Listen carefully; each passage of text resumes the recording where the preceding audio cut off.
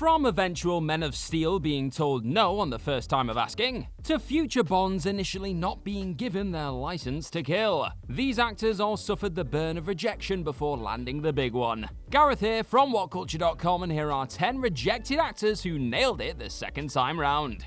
Number 10, Mark Ruffalo is passed up on in favour of Edward Norton as the Hulk.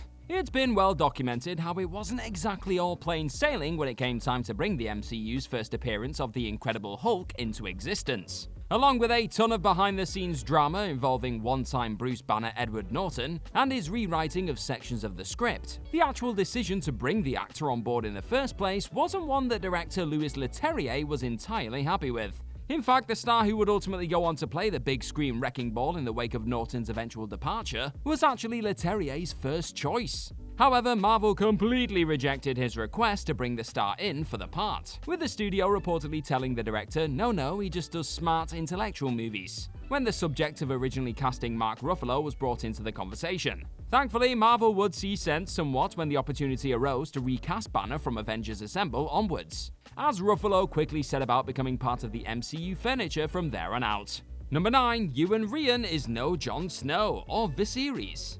Ewan Ryan's terrorizing of many a Game of Thrones character over the course of his run as Ramsay Bolton quickly resulted in the actor becoming one of the real breakout stars of the HBO smash hit. But before he was given the green light to torture Theon Greyjoy or set Ramsay's dogs on his victims, Ryan actually found himself feeling the sting of rejection from the show's casting department on a number of occasions. First of all, being asked to read for the part of Daenerys Targaryen's brother, Viserys, Ryan was then told he wasn't quite the right fit before being requested to come back in for another role. This being a time before Ramsay was even on the cards, Ryan actually auditioned for the role of Bastard of the North, Jon Snow. Incredibly, it eventually came down to either Ryan or Kit Harington for the role of arguably the show's leading character. But Ryan has since confessed I think they made the right choice.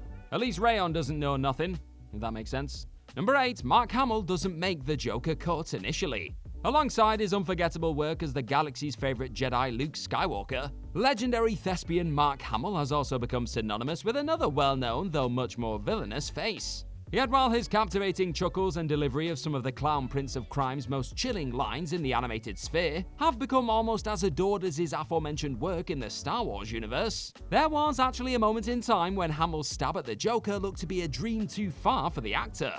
Despite voicing his desire to play Batman's most infamous villain in the Batman animated series cartoon, the show had already cast the iconic Tim Curry as the unmistakable clown. Being such a big fan of the Caped Crusader and his rogues gallery though, Hamill responded to the news of Curry taking on the role by saying, well, if anybody else shows up like Hugo Strange or somebody, give me a call. In the end, what was described as a tough decision by show creator Bruce Timm was ultimately made, as Curry was eventually dropped on the back of Hamill absolutely smashing his audition for the role. And the Bat's been terrorized ever since.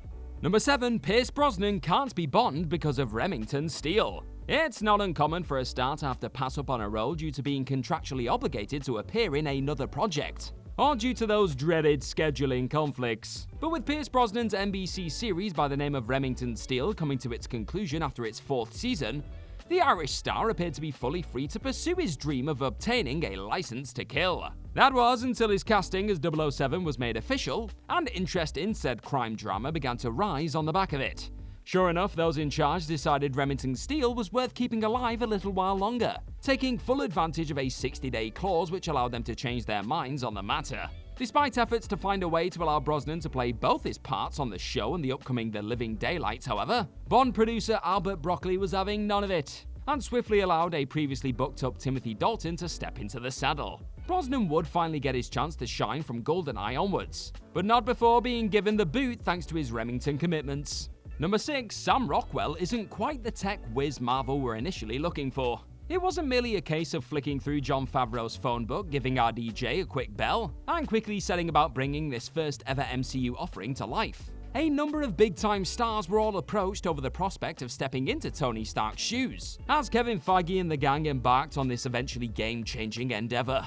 And of those many names who auditioned to play the tech-savvy, quick-witted hero was none other than Sam Rockwell. But RDJ simply proved too perfect a fit for the role, and Rockwell would ultimately be told thanks but no thanks. Fast forward a feature though, and the Green Mile star was finally allowed to flex his weapons manufacturer muscles as Justin Hammer, Tony Stark's business rival of sorts in Iron Man 2. He may not have been up to the Tony task, but Marvel still clearly saw potential in the actor as a tech-obsessed presence in their burgeoning universe. Number 5, Chadwick Boseman was rejected by the MCU at the first time of trying. Sticking with those actors who had to deal with a soul-crushing rejection before finally settling into their true place within the Marvel Cinematic Universe, the man who would be king himself, Chadwick Boseman, actually tried his best to earn another part long before becoming the legendary Black Panther. Being brutally honest about his mindset heading into this failed audition for the part of Drax in James Gunn's first Guardians of the Galaxy flick, the tragically late actor would tell Jimmy Fallon on The Tonight Show, "Sometimes that's the way it works as an actor. You know you're not gonna get it, but you're meeting the people. They might be like, it's not this, but we'll put him in this other thing." In the end, said deadpan role would eventually be brilliantly taken up by Dave Bautista. But as already seen in the case of Sam Rockwell and noted here by Boseman, Marvel very much kept the stars' work in mind when it came time to cast another now universally adored face of the MCU.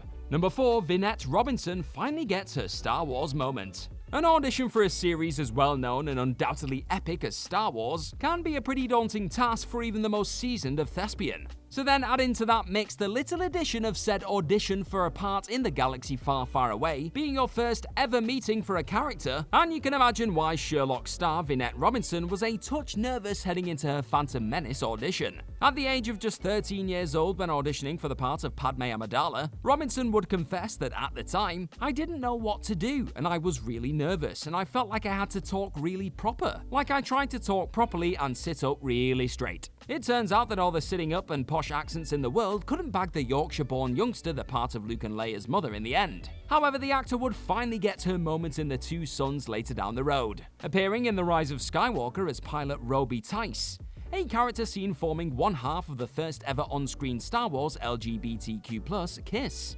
Number 3, Eddie Redmayne can't riddle his way into the wizarding world. Another actor who has experienced his fair share of rejection when it comes to blockbuster projects. Eddie Redmayne's eventual success inside of the wizarding world hit a few magical speed bumps early on. Though the Oscar winner would ultimately win the role of Newt Scamander in the spin-off Fantastic Beasts and Where to Find Them series, his first attempt to step into the world of Harry Potter was a little less fruitful. Jumping back almost 15 years before going full Scamander, Redmayne would reveal to Empire, "I actually auditioned to play Tom Riddle while I was at university. I properly failed and didn't get a callback." Going further, Redmayne would also add that he held out hope of one day being considered for a part in the Weasley family at some stage. But it clearly just wasn't meant to be for the fumbling star. Though clearly a little disheartened by the fact his pals like Domhnall Gleeson and Rob Pattinson got their Harry Potter moments but he never got his, none of those lads ended up with their own wizarding franchise, so who's the real winner here? Probably still those two, to be honest. Number 2, Henry Cavill gets rejected for Superman. You would have forgiven Henry Cavill for calling it a day on the back of being dealt 2 rather devastating rejections when in the running to star as a pair of characters unlike any others. But whereas the hulking Brit has still yet to don a suit and order a martini under the 007 banner,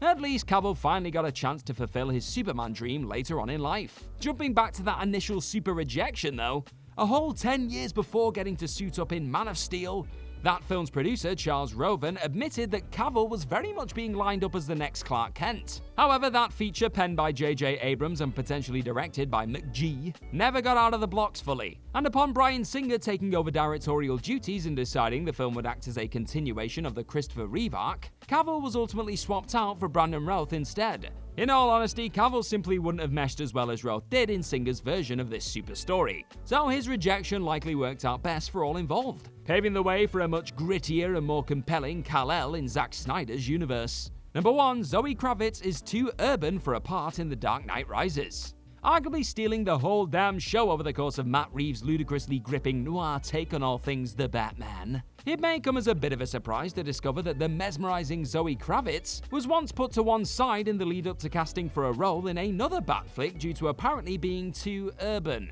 Her words, not mine. Back when Christopher Nolan was putting the pieces in place for his third and final entry in this game-changing Dark Knight series, the actor wanted to audition for a small role in that upcoming The Dark Knight Rises feature. However, the star was soon told that they were not going urban on the part that she was interested in, something Kravitz admitted to hearing a lot a decade ago. Though some are quick to assume that this meant Kravitz was also in the running to play Catwoman in that series back in the lead up to the 2012 flick, the current Selina Kyle would clarify that she was not told she was too urban to play Catwoman in The Dark Knight, adding that it wouldn't have made sense for her to play that part at the time. Whatever way you slice it though, Kravitz was unquestionably denied the chance to show up in Gotham a whole decade before her version of the Cat captivated cinemas the world over. And that's our list. Know of any other rejected actors who nailed it second time around? Let us know all about them in the comment section right down below, and do not forget to like, share, and click on that subscribe button while you're at it. Also, make sure to head on over to whatculture.com and find some more incredible articles just like the one this video you're watching right now is based on. I've been Gareth from whatculture.com. Thank you as always for watching this video today, and I'm sure I'll see you very, very soon. Bye bye.